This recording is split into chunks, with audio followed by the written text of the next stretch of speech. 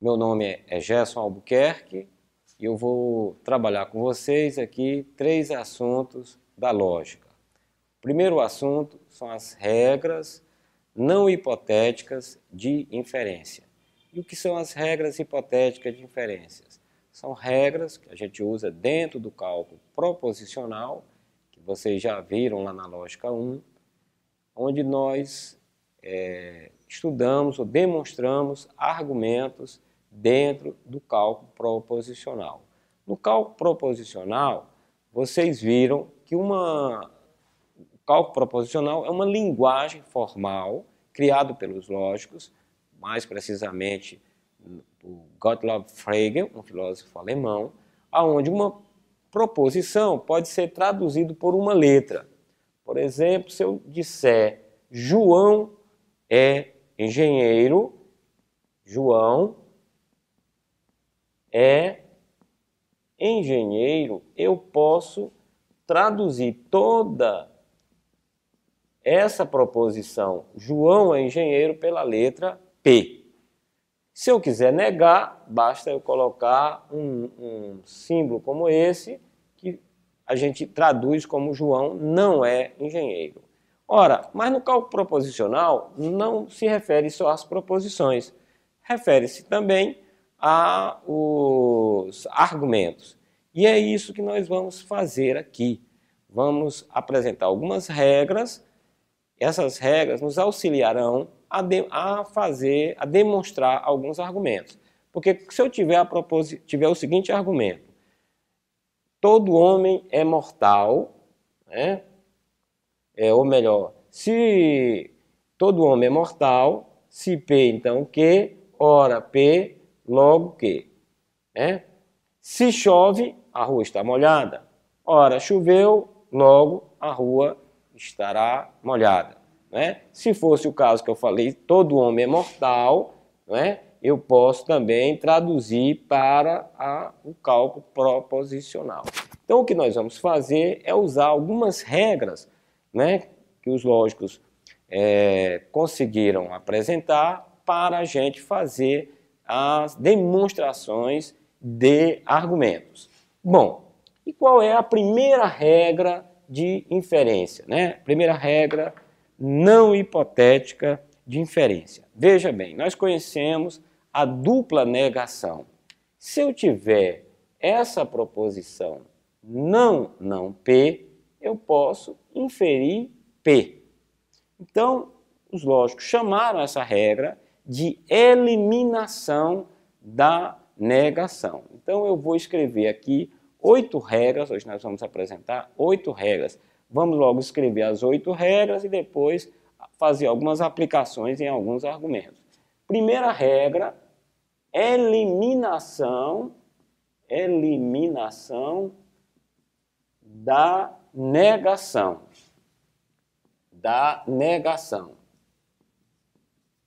Né? E vamos chamar essa regra, vamos simbolizar por LEN, eliminação da negação.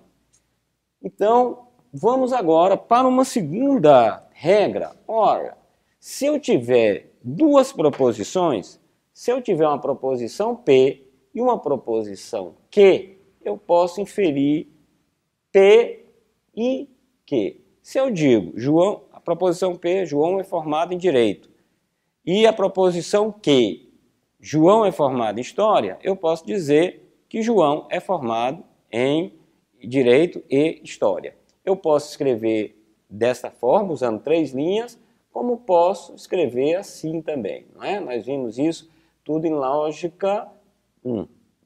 Bom, então essa regra é chamada introdução da conjunção. Então eu vou escrever aqui introdução, porque nós podemos fazer alguma demonstração que haja necessidade dessa regra. Aqui vai ser não P, conclui P. Aqui introdução da conjunção. E nós vamos simbolizar por IC. E essa regra me diz o seguinte: se eu tenho P, se eu tenho Q, eu posso inferir P e Q. Bom, mas eu posso também fazer o seguinte raciocínio. Se eu tenho P e Q, eu posso inferir P, ou então, se eu tenho P e Q, eu posso inferir Q. Observe o seguinte, João é formado em Direito e Filosofia. Eu posso inferir que João é válido eu inferir João é formado em Direito. Da mesma forma, João é formado em Direito, João é formado em Filosofia, posso inferir que João é formado em Filosofia. Isso a gente vai chamar com a seguinte denominação, eliminação da conjunção. Então, eu vou chamar eliminação da conjunção. E essa regra eu vou simbolizar por EC. E eu vou escrever aqui embaixo a regra. P e Q, posso concluir P. Ou P e Q, eu posso concluir Q. Bom, eu tenho uma outra regra que vocês já conhecem lá da lógica 1, que é o modus ponens. O modus ponens me diz o seguinte, se eu tenho se P, então Q, ora P, logo Q. Isso eu chamo de modus ponens. Então, a quarta regra que eu vou introduzir é modus ponens. E essa regra, ela vai ser abreviada por MP e ela vai ser escrita dessa forma. Se P, então Q, ora P, logo Q.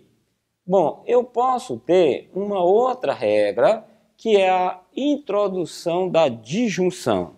Ora, se eu tiver uma proposição qualquer, P, eu posso colocá-la em alternativa com uma outra. Ou seja, se João é lícito, ou é válido, eu fazer essa conclusão. Isso eu chamo de introdução da disjunção. Introdução da disjunção. E eu vou abreviar com a letra ID. Isso, todas essas regras que eu estou apresentando aqui, vocês têm no texto. Tá?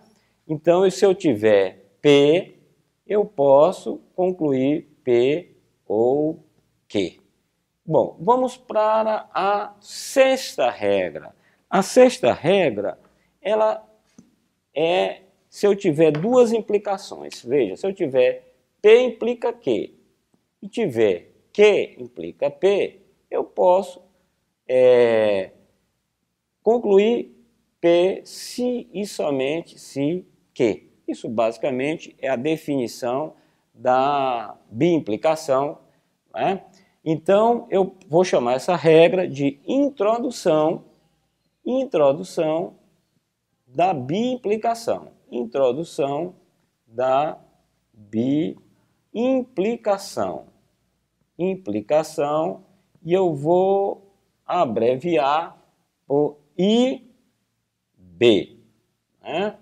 E aqui me diz o seguinte, se P, então Q,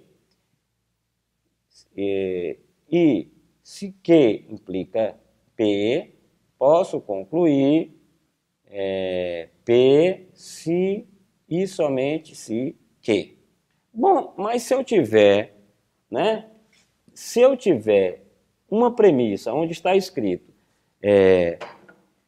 P se e somente se Q, eu posso concluir isso. Posso concluir que P implica Q. Ou posso também concluir, se eu tiver a biimplicação P se somente se Q, eu posso concluir que Q implica P. E isso eu vou chamar de eliminação, é a sétima regra, vou chamar de eliminação da biimplicação. Tá? E vou abreviar por EB. E vou escrever aqui a regra. P se somente se Q, posso inferir que P implica Q. Ou, se eu tiver P, se somente se Q, posso inferir que Q implica P. E a última regra, das que nós vamos trabalhar aqui, claro, na lógica existem outras regras, mas nós vamos, para o nosso trabalho hoje, nós vamos usar apenas mais uma regra. Que se eu tiver P ou Q, tiver uma segunda premissa, P implica R, e tiver uma terceira premissa, Q implica R, eu posso concluir R. Então, eu vou chamar essa regra de eliminação da disjunção. Eliminação da disjunção. E vou abreviá-la como ED. E vou escrever aqui. P ou Q, ora, P implica que, ora, mais outra premissa, ou melhor, P implica R, desculpem, P implica R, Q implica R, eu posso concluir R, ok? Então agora vamos fazer um exercício prático que vocês têm aí no texto de vocês, e eu vou dizer qual é a página para que vocês possam acompanhar. Por exemplo, o exercício 3.4, que é tirado do livro do Note, que vocês estão em mãos com esse material, ele pede para que você prove o seguinte argumento. Você tem não P, é a primeira premissa, implica Q, implica R, e tem a segunda premissa, não P, tem a terceira premissa, Q, e a conclusão é R. Então você tem que fazer a demonstração. Você tem, usando essas premissas, tem que chegar a essa conclusão. Então, eu vou escrever na linha 1 a primeira premissa. A primeira premissa é essa. Não P implica Q implica R. A segunda premissa é não P. As premissas estão entre as vírgulas, vocês sabem disso. Terceira premissa é Q. Muito bem, eu tendo essas três premissas, eu quero chegar a R. Eu vou colocar um P aqui só para indicar a premissa. Muito bem. O que eu posso fazer? Eu posso pensar o seguinte, eu tenho a regra modus ponens, a regra 4. A regra 4. Eu vou fazer aqui separado, depois eu trago para cá. Olha, o que acontece na regra 4? Se eu pegar a linha 1, o que é que tem escrito na linha 1? Eu tenho escrito isso aqui, linha 1. Eu tenho essa premissa, não P implica Q implica R. O que eu tenho na linha 2? Linha 2 me diz isso, não P. Olhem o que diz a regra modus ponens. Se eu tiver não P, tiver a primeira premissa e tiver o antecedente na segunda premissa, eu posso concluir a conclusão. Então, o que eu tenho aqui? Eu tenho uma implicação e tenho aqui na segunda premissa o seu antecedente. Então eu posso concluir isso aqui, que implica R. Tá? Então eu vou escrever agora a linha 4. A linha 4 ela é formada pela aplicação do modus ponens, que é essa regra, aqui 4, modus ponens, na linha 1 e 2.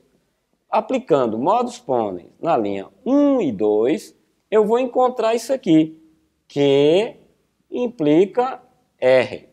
Ora, mas vocês podem ver também, bom, mas eu não cheguei aonde eu quero chegar, que é R. Mas vocês podem observar o seguinte, se eu tenho aqui na linha 4 que eu acabei de gerar, eu tenho Q implica R. Na linha 3, linha 3, eu tenho que. Ora, de novo para o modus ponens, regra 4, eu posso inferir R. Então, eu vou escrever a linha 5, e a linha 5 eu vou aplicar modus ponens na linha 4 e linha 3. E aplicando o modus ponens na linha 4 e linha 3, que é isso aqui, eu chego a R. Ora, vocês observem que R é exatamente a conclusão. Então, eu provei que esse argumento, né, só sem olhar a parte do conteúdo, a parte do material, só a parte formal, né, eu provei que eu posso partir dessas premissas, chegar a essa conclusão. Vamos fazer outro exercício, né? Vamos pegar uma outra... vamos pegar o 3.5. Também o 3.5 ele pede para provar. 3.5, na sequência, ele pede para provar. E o que ele escreve vou apagar aqui tudo para poder escrever o novo argumento, né? O que ele pede para provar é o seguinte, né? Vamos ver qual é o argumento. Ele diz, não P implica não que, né? E na segunda premissa eu tenho não P, e eu quero concluir que, tá? Então, o que eu vou fazer? Vou escrever na primeira premissa, na linha 1, a primeira premissa. Não P implica não que. Na segunda linha, vou escrever a segunda premissa. A segunda premissa é não P. Olhem, e eu tenho que chegar aqui. Bom, o que eu posso fazer na linha 3? Eu posso pegar essa linha 2 e aplicar a regra da eliminação da negação. Se por acaso fosse não P, eu posso concluir P, não é? Mas acontece que